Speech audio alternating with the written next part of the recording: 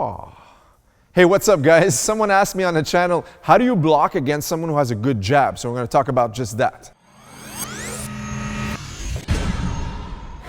Okay, so take a look.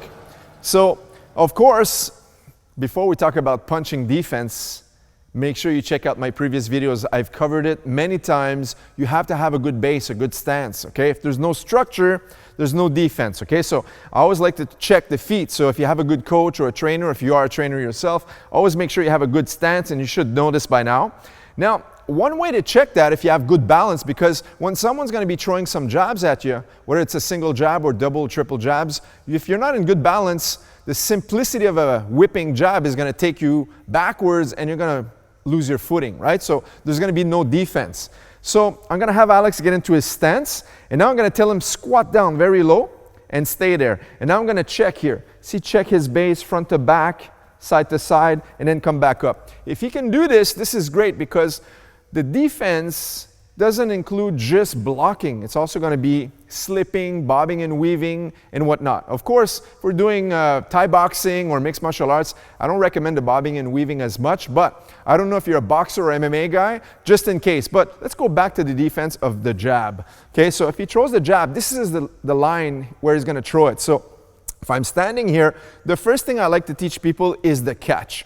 Watch the catch. Just like a catcher's mitt, you're going to catch like a baseball in your palm. As he throws the jab, I catch it right here. I stop it in its tracks. Now, it's very important. A lot of times people will teach the catch, but they put their hand or their boxing glove right in front of their own chin. What happens now is the punch smashes right through and hits you anyways. So you got to make sure that the catch goes in front of your face and not right onto your chin. Okay, so a few times.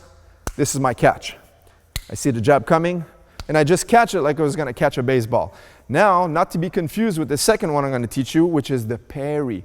Parrying is different from the catch. The catch is straight in, and the parry is going to be sideways. Okay, so now, as he throws his jab, I'm going to parry to the side. Notice how I just slapped the jab. I want his punch to redirect.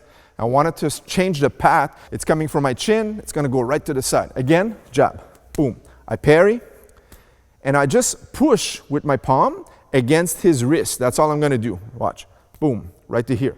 Now, it's important to spring right back into motion. Boop. Right into my position. Okay? So again, that's my parry. And that's my parry. And of course, on the jab, I can start to slip, bob and weave and roll. But you talked about how we block it, so not how we just slip or evade it. So catching and parrying are two easy ways I like to do. Now, just before you go on and practice, make sure when you parry, you don't parry on the inside. So if he throws his left jab, you don't want to do this, cross parrying. That's a common mistake. I've seen so many people do this. I don't know why. Blows my mind, but don't do that, okay? If I parry on the inside, watch this cross. Boom, bang, okay?